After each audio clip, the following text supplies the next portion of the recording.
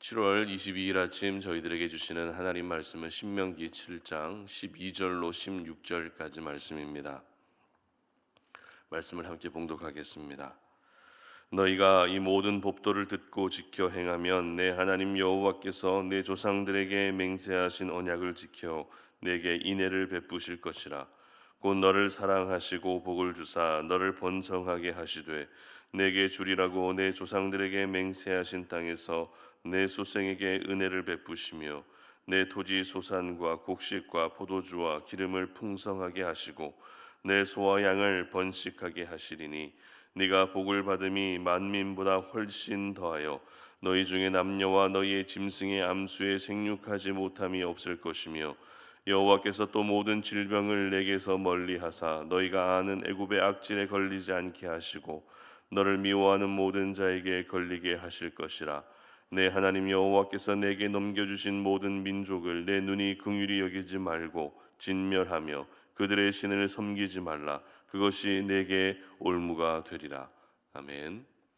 하나님께 인생을 걸어라 라는 제목으로 오늘 말씀 전합니다.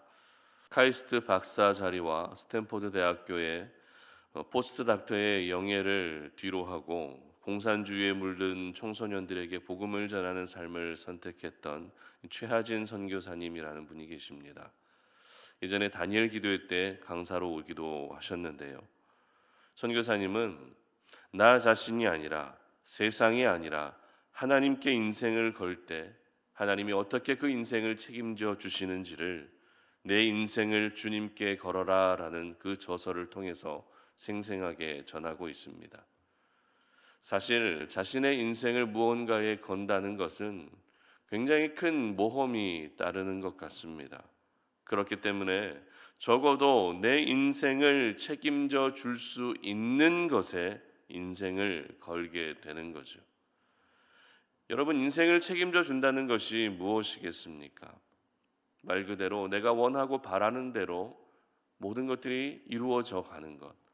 그것이 바로 우리의 인생을 책임져 주는 그런 모습이 아닐까 생각이 됩니다.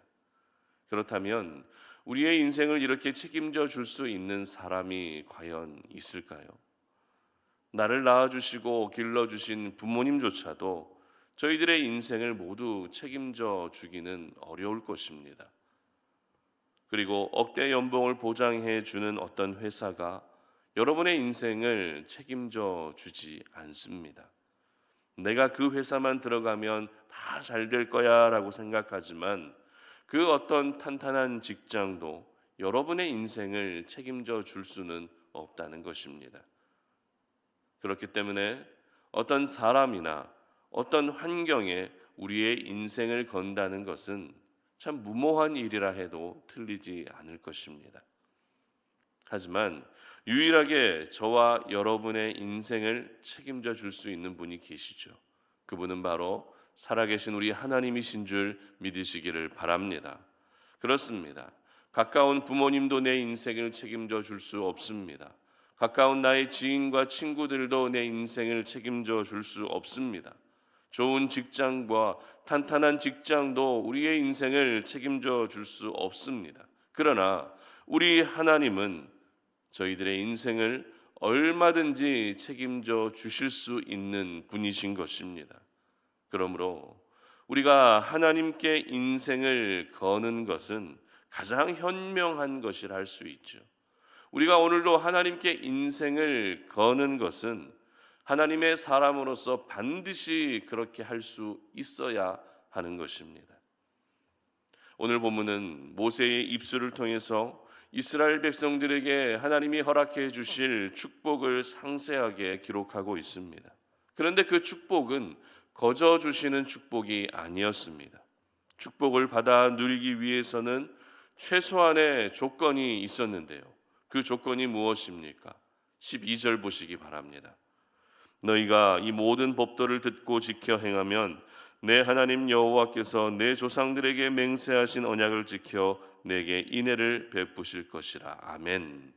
바로 하나님의 말씀을 지켜 행하는 순종의 삶이 있어야만 예비하신 축복이 주어지게 되는 것입니다.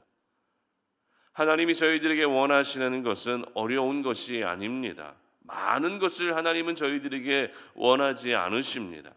유일하게 한 가지 원하시는 것이 있는데요. 그것이 무엇입니까? 바로 말씀을 지켜 행하는 순종의 삶을 살기만 한다면 모든 축복을 주시겠다고 약속하고 계시는 것입니다.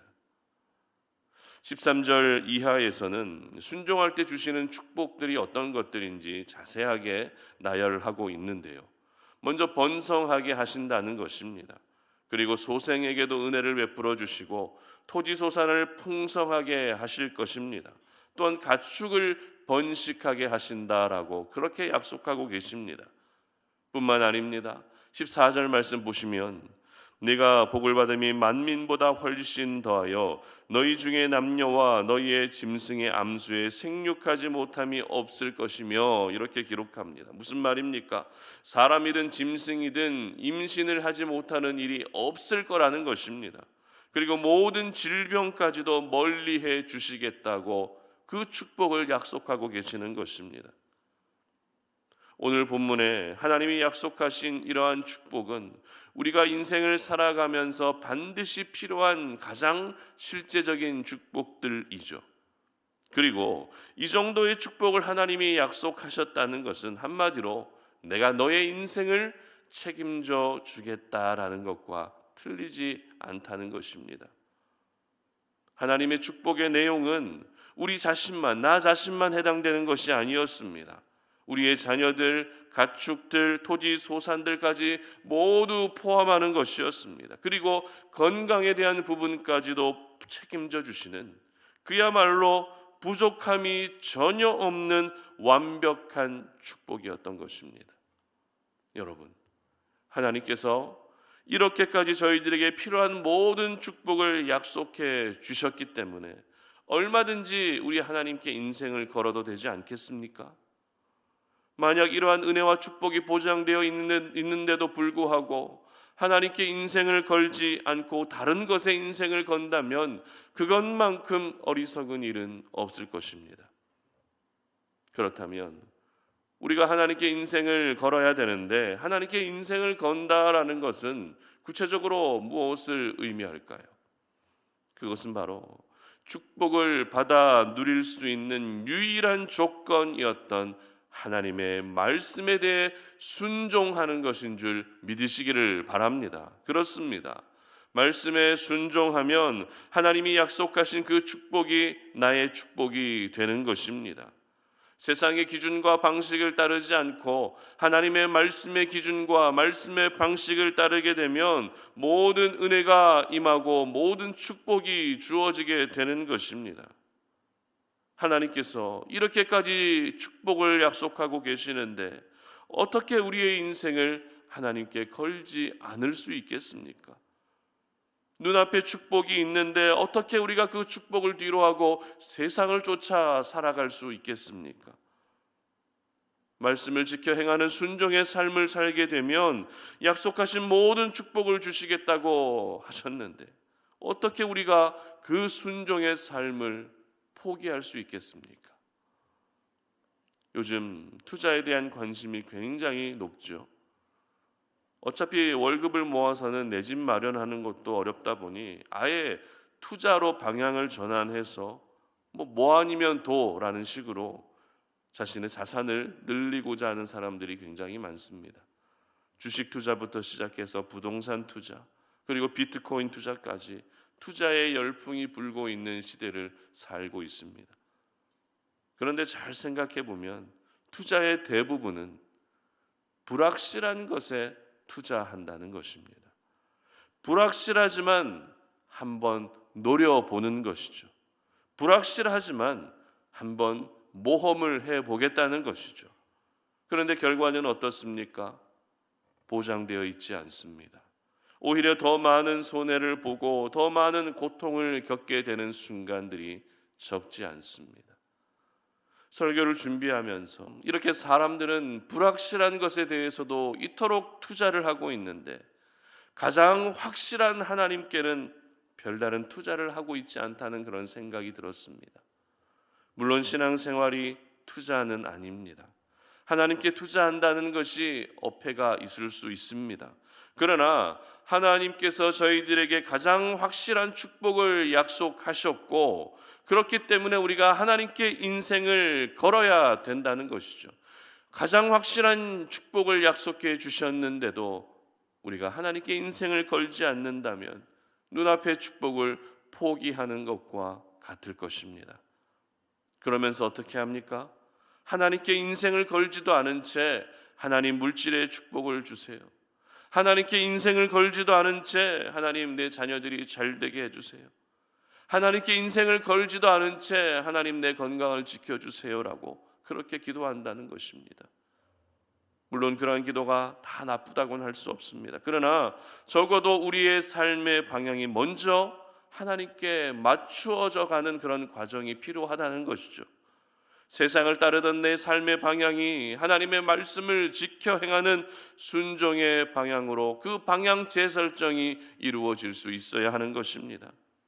내가 즐기고 내가 좋아하던 세상의 것들을 하나둘씩 이제는 포기하고 하나님의 말씀을 지켜 행하는 삶으로 그 방향이 바뀌어질 수 있어야 되는 것입니다. 그것이 바로 하나님께 인생을 거는 것입니다. 그것이 바로 가장 거룩한 영적 투자인 것입니다. 무언가의 인생을 건다는 것은 내가 걸고 있는 그것이 내 삶에 가장 중요하다는 의미가 되겠죠. 그렇기 때문에 하나님께 인생을 걸어야만 나에게 하나님이 가장 중요하게 여겨지게 되는 것입니다. 그러므로 우리 하나님께 여러분의 인생을 걸 수 있기를 바랍니다. 나에게 필요한 모든 축복을 약속해 주신 하나님께 여러분의 인생을 걸 수 있기를 바랍니다. 말씀을 지켜 행하는 순종의 삶이 바로 하나님께 인생을 거는 것임을 기억하셔서 하나님께 인생을 걸었을 때 모든 것을 책임져 주시는 살아계신 하나님의 은혜와 그 축복을 누리는 우리 모든 송탄 오륜의 가족들이 되시기를 주님의 이름으로 축복합니다. 함께 기도하겠습니다. 살아계신 하나님 감사합니다. 오늘 이 아침에 우리가 주의 말씀 앞에 우리의 모습을 돌아보며 우리의 인생을 하나님께 걸 수 있는 그러한 삶을 살기를 원합니다. 사람들에게 내 인생을 걸지 않게 하시고 어떤 환경에 내 인생을 걸지 않게 하시고 오로지 하나님께 내 인생을 걸었을 때 우리의 인생을 책임져 주시는 하나님의 놀라운 은혜와 축복을 경험하는 저희 모두가 되게 하여 주시옵소서. 감사드리며 예수님의 이름으로 기도드립니다. 아멘.